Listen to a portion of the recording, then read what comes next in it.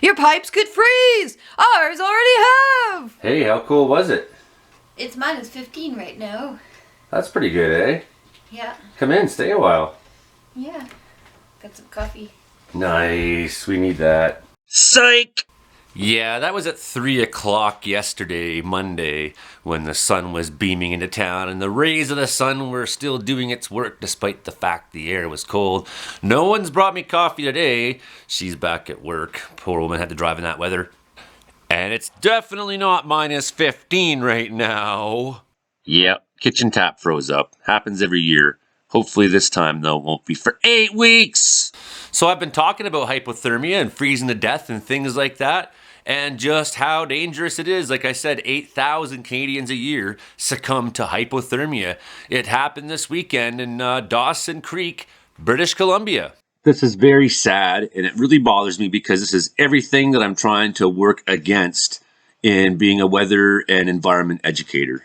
I feel terrible for the families involved, and I just hope that we can do our part to prevent this sort of thing happening ever again by just talking about it. I mean, I shouldn't have to tell you not to go visit people during the pandemic, although your neighbor's a pretty obvious person that you might visit if you have a little pod. Okay, but this is how so many people die of hypothermia. They're drunk, they leave the party, they don't make it home. Alcohol lowers your body temperature. Lowers it. If you think you're warmer while you're drunk, it's an illusion. My cousin froze to death walking home from, well, it wasn't a party. He had to go bring a friend to the hospital because he got beaten up or something happened first. But walking home at 2 in the morning. Then there was Steve Brown here, a legend of Wells, British Columbia. Old timers like that, they don't make a lot of mistakes when it comes to mountain living.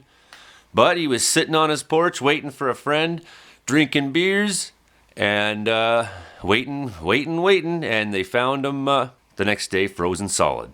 There's a trend about drinking and freezing to death. During the extreme cold, during the pandemic, stay home, stay by your fire, dress appropriately. Don't freeze to death, please. Schools were canceled yesterday. Well, at least the school buses were up in the piece where this hypothermia death took place. And I can't imagine that any sane person would have the kids going to school today, so I suggest it's probably the same as well. Stay home, stay warm. Okay, I realize I just might have called some of you insane if you sent your kids to school today. I'm sorry about that. You're not insane, actually. I technically am. 2 more people died of COVID in the Northern Health System. Do you think there's a correlation around the fact that people in the North seem more resistant to COVID protocol in general? Stay home. Stay warm. It's so cold out, you can catch a COVID. In other news, the snowpack is starting to stabilize with this extra heavy snow that came this last week or so, and the cold air, it's sinking down hard, it's firmed up good. Good time to go snowmobiling. If this wind chill isn't cold enough for you, you can also go 90 miles per hour. Probably not even trigger an avalanche in some crappy places right now. It's gonna just stay nice and firm. Highways triggered an avalanche in Field, BC. Some avalanche control. And here's a picture of the world's coolest guy digging an elk out of the avalanche. Wind chills could go down to minus 20, particularly in the Fraser Valley. This is Frankie MacDonald, my own TV station live from Sydney, Nova Scotia.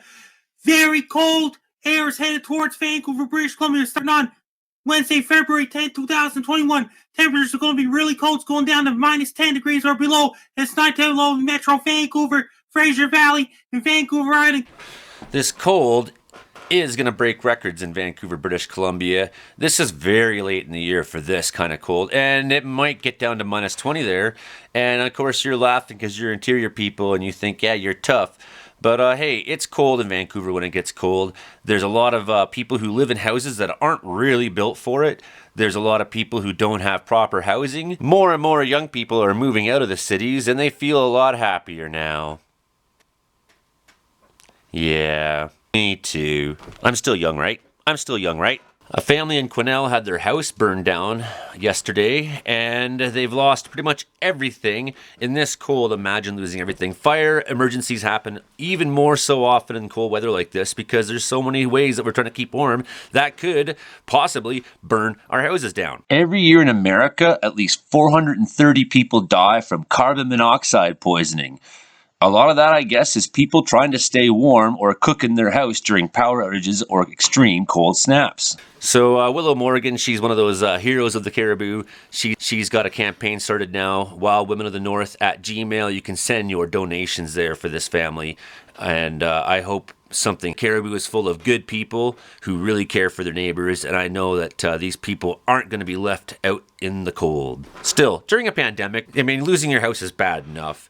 During a cold snap, I mean, it's got to feel like all hell is against them right now, and my sympathies are towards you for losing your house. As a firefighter, I hate seeing that happen. We hate losing the battle. There is a fire down in Merritt this morning. I hope all the workers are safe there. This started around 9 or 9:30. I'm not exactly sure. When it comes to forestry plants and things like that, lots of stuff can go wrong. There's often explosions and who knows what. So I'm just hoping that all the firefighters are there on the scene and safe, and I'm hoping that all the workers manage to get out good and calm, and no one's been inhaled too much toxic smoke or nothing like that. Today, Mindy Brugman called the Environment Canada weather warning map the battle board. The battle board today, well, the Cariboo's in it. You can see that Arctic air mass is really pushing the depth of itself further southward. So people in the southern parts of British Columbia, your turn is coming. It's not at you yet. 3 a.m. last night in Springhouse, Monica saw minus 32.5. At 6:38 a.m. this morning, Mary Lynn saw minus 34 up in Fort St. John. Hey, it's warming up. It's getting kind of nice out. Elena Jean, she's up in Whitehorse. She's like, minus 34. Hold my coffee. 26, 32, 13, 28, 24, hop, hop, hop. Contributor Terry Borlow says it was minus 29 up in beautiful Mackenzie, British Columbia this morning. Oh, Heidi, she's 40 kilometers south of Burns Lake and freezing. And for anybody who I've messed up their where they live and calling their pictures out and whatnot, I can't be right about everything all the time. At least I'm right about the weather. Sometimes.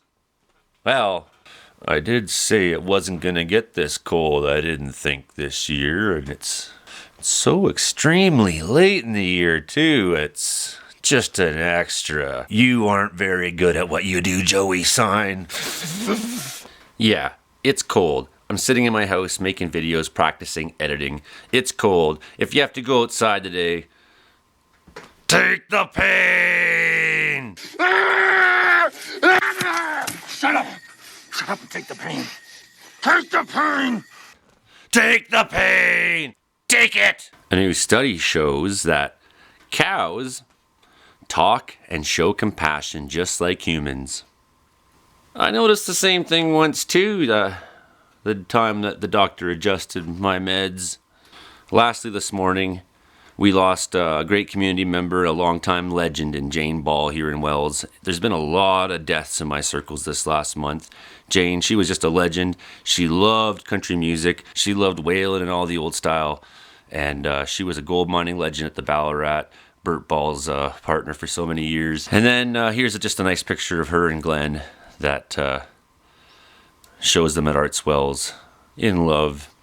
Sad, we've lost two good people in Glenn, and now Jayne as well. Rest up, Jayne. For the rest of you, stay warm. Don't get caught out with hypothermia. Your pipes could freeze. Ours already have. I turned 29 on a Greyhound bus, driving in the northern night. Turned 29 on a Greyhound ship. I never knew the hour, the time.